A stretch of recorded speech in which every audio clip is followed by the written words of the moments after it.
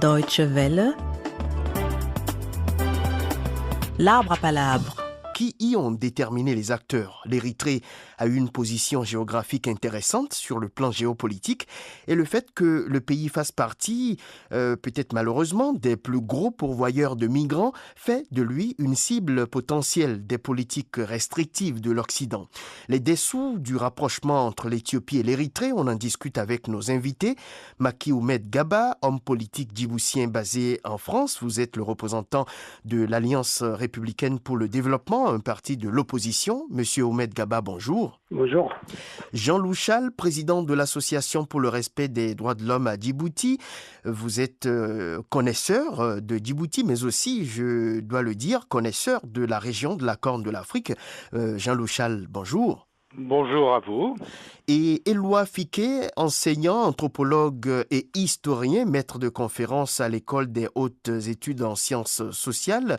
Vous êtes basé en France, vous travaillez sur l'Éthiopie principalement, mais vos recherches, vos travaux concernent également, dans une certaine mesure, l'Érythrée et Djibouti, les autres pays donc de la région de l'Afrique de l'Est. Monsieur Éloi Fiquet, bonjour. Oui, bonjour. Chers invités, auditeurs de Radio Deutsche Welle, merci de nous rejoindre pour cette émission.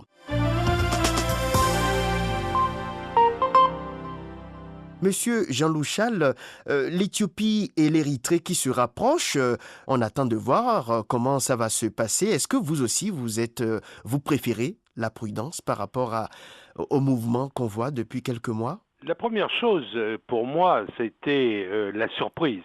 Je pense que dans certains milieux, on en parlait, mais c'était quand même une grande surprise. Alors, j'ai cherché un petit peu les raisons qui pouvaient provoquer ce revirement, surtout de la part des Éthiopiens. D'abord, il y a la personnalité de M. Abiy Ahmed, qui n'est pas un Tigréen. On sait que l'influence tribale est importante dans la région, que ce soit en Érythrée, en Éthiopie, en Somalie ou à Djibouti, l'influence tribale est importante. Et les Tigréens étaient au pouvoir en Éthiopie depuis un certain temps. Maintenant, M. Abiy Ahmed est Oromo, bien que assez lié à l'ancienne direction, il a des intérêts différents. S'il est arrivé au pouvoir, c'est parce qu'il y avait beaucoup de contestations contre le régime, entre guillemets, tigréen de l'Éthiopie. Régime assez autoritaire s'il en était. Donc, il a besoin de rompre avec une certaine politique puisqu'il y avait une contestation.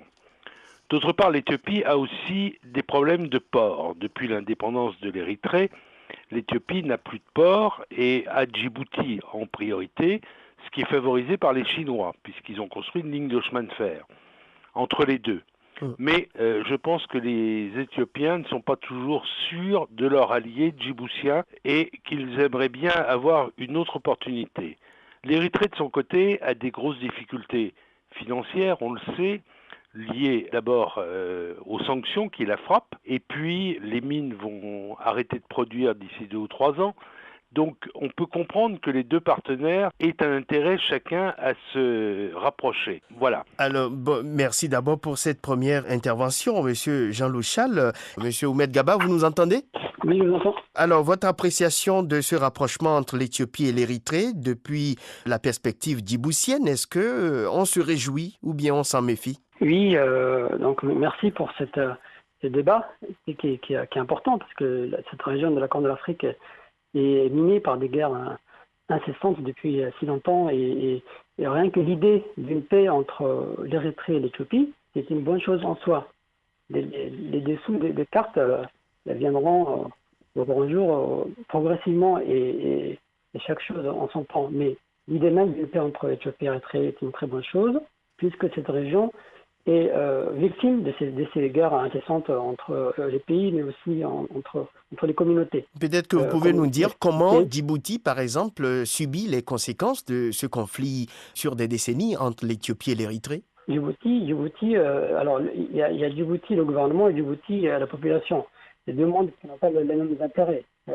Djibouti, la population vit mal la situation de guerre entre Érythrée et Éthiopie, mais aussi entre Érythrée et Djibouti, c'est arrivé, parce que il y a un manque à gagner en termes d'arrière-pays ouvert pour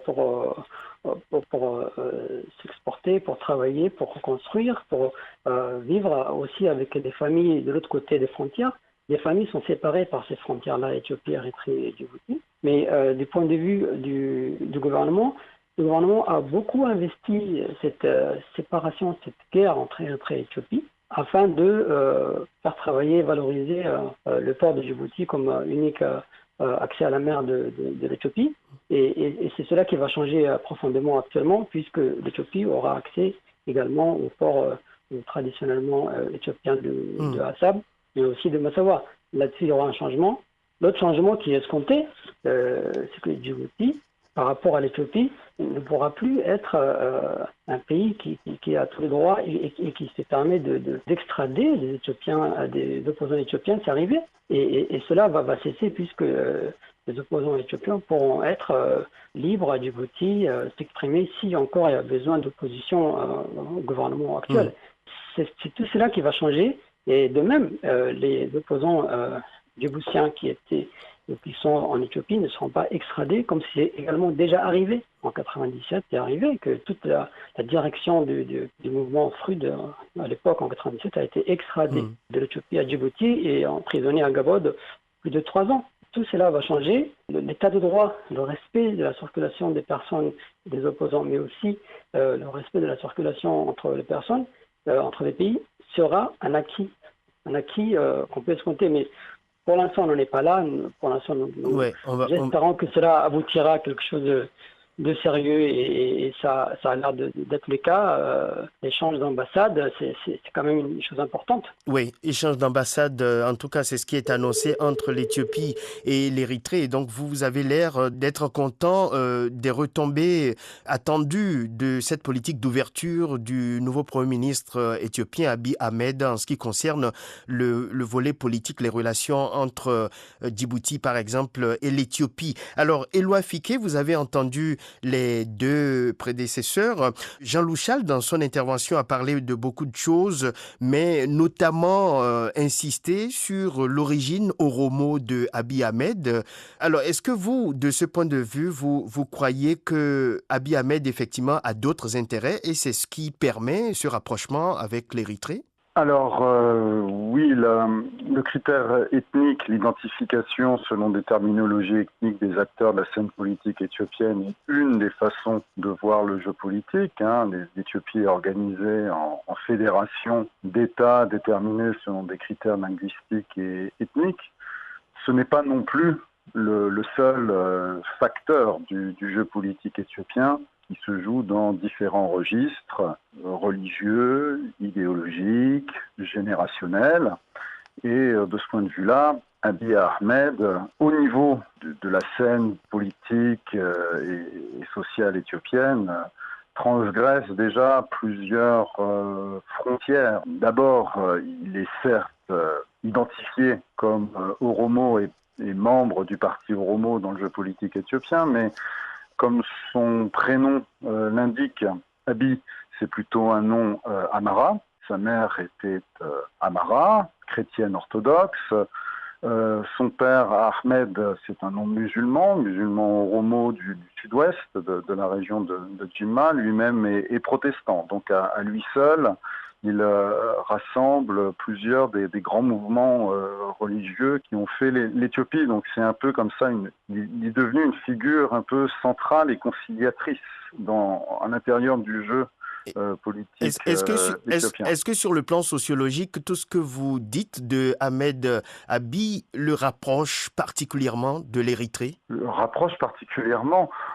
Non, je crois pas. Enfin, il faut pas se focaliser non seulement sur l'Érythrée. Je crois que c'est l'ensemble de la politique régionale et des partenariats régionaux de l'Éthiopie là qui, en quelques semaines, ont été totalement revus par l'action diplomatique d'Abiy Ahmed, sans parler de son action intérieure, qui là aussi s'est faite de façon très rapide et surprenante.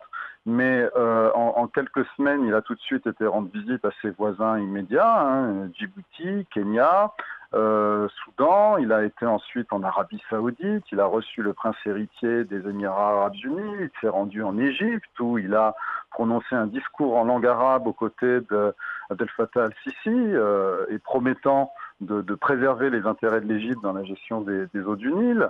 Il s'est rendu en Somalie, à Mogadiscio, où il a été très bien reçu par les autorités somaliennes. Donc il y a toute une séquence en fait qui précède ce moment très fort de la venue d'Abiy Ahmed à Asmara et le fait que les deux leaders éthiopiens et érythréens se serrent dans les bras l'un de l'autre. C'est vraiment une image extrêmement forte et surprenante. Je ne sais pas si ça leur vaudra le prix Nobel, mais en tout cas, on est dans cet ordre des choses-là. Oui, mais Jean-Loup Chal, comme vous venez de l'entendre, Monsieur Fiquet préfère qu'on mette tout ce qui se passe entre Abiy Ahmed et Isaias Afewerki dans le contexte global des mouvements de Abiy Ahmed qui a visité beaucoup de pays de la région.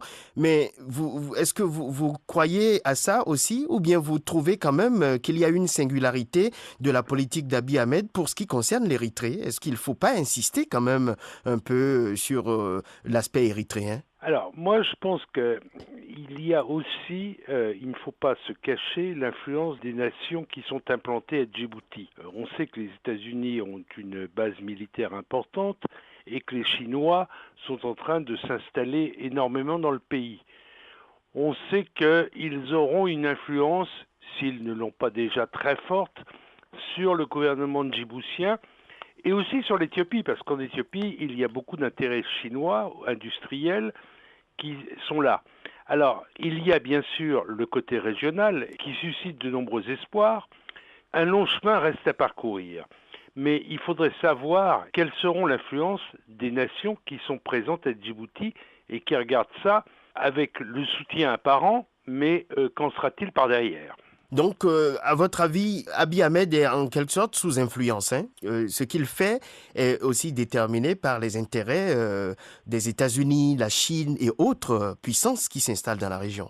La question peut être posée. Je ne suis pas dans son bureau, mais je vois mal comment les nations qui sont en train de s'implanter, surtout la Chine, puisque les Américains sont déjà là depuis longtemps, n'aient pas une influence sur sa politique. Peut-être, Éloi Fiquet, qu'est-ce que vous répondez à cette question, à cette préoccupation ?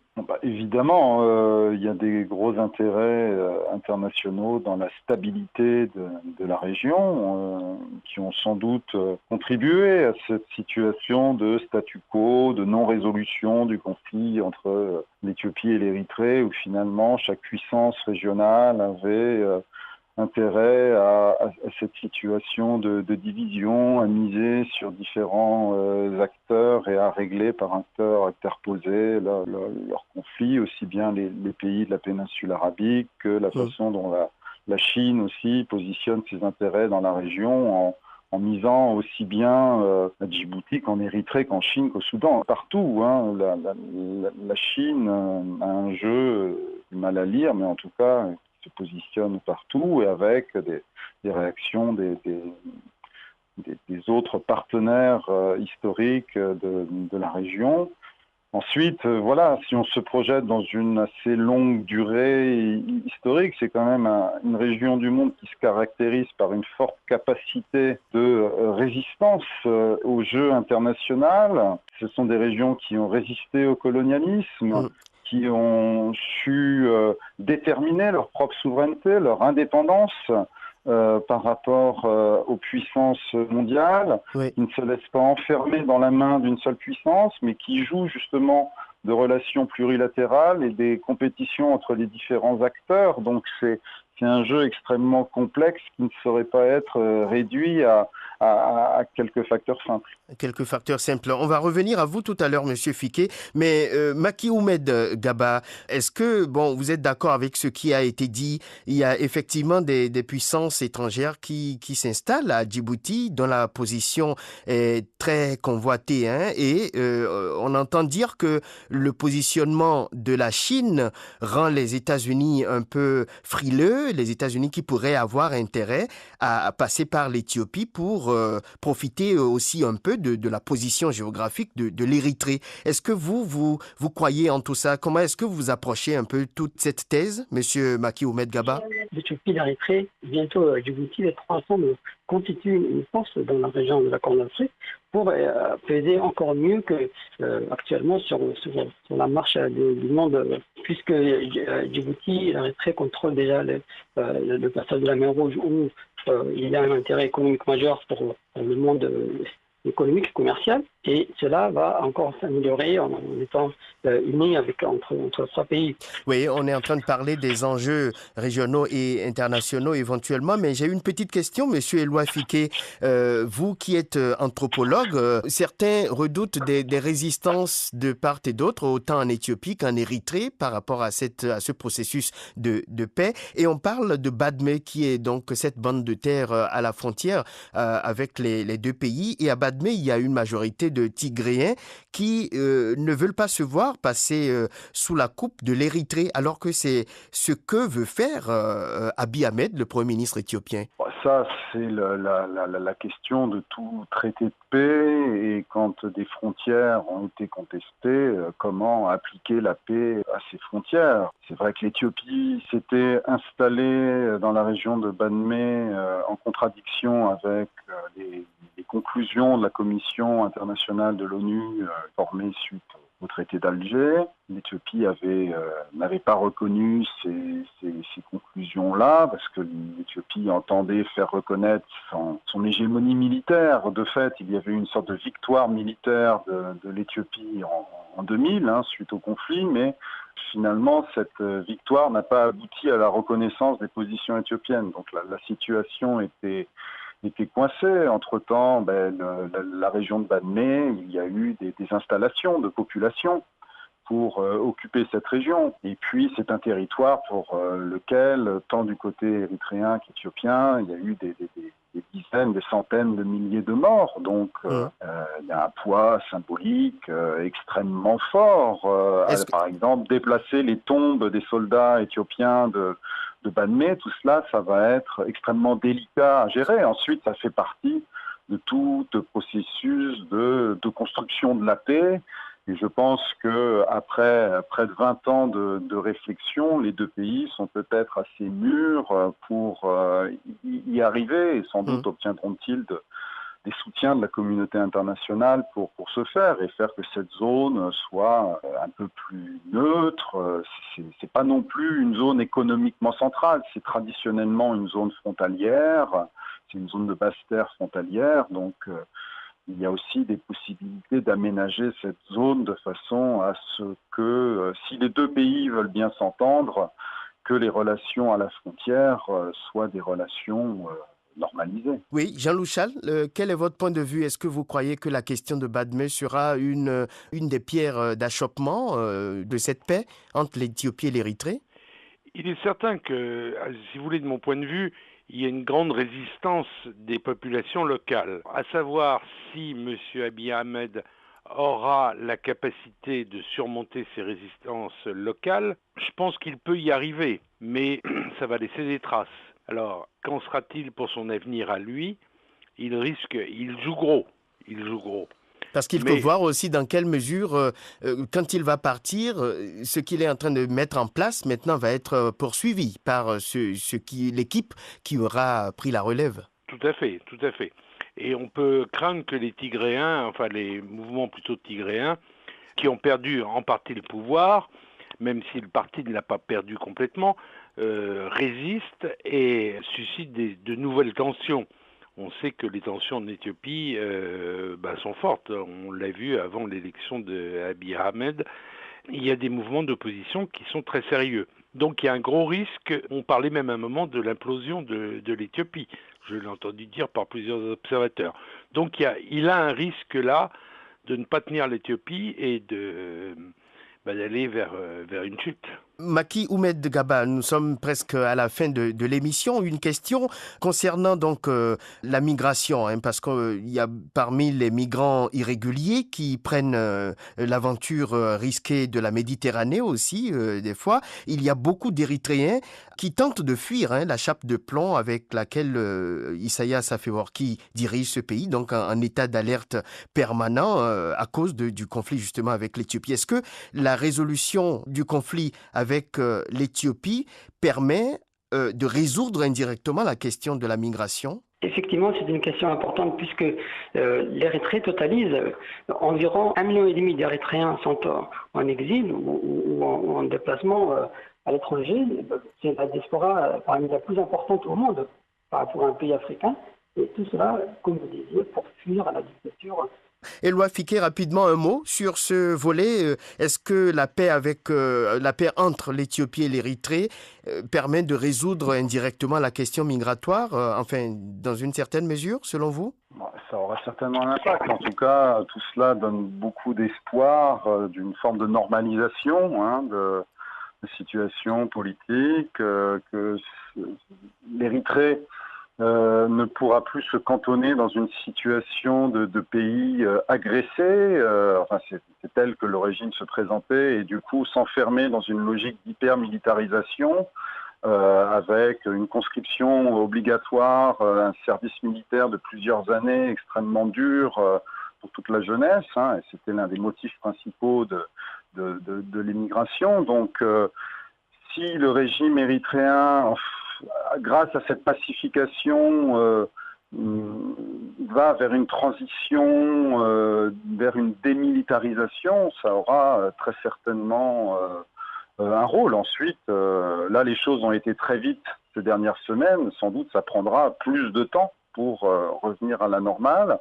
Mais comme Maki le disait, ces signes de fraternisation au niveau populaire entre Érythréens et Éthiopiens sont des très bons signes. Là, depuis que les communications téléphoniques ont été réouvertes entre les deux pays, des personnes, des familles séparées s'appellent alors qu'elles ne pouvaient pas s'appeler. Elles étaient obligées de passer par l'étranger et tout ça pour rester en contact. Donc, on assiste là aussi à un mouvement en profondeur de la population dont on ne sait pas encore les effets, mais qui vont très certainement jouer en profondeur à tous les niveaux économiques, sociaux, politiques, et c'est assez porteur d'espoir. En tout cas, on espère que ces espoirs trouveront à se réaliser.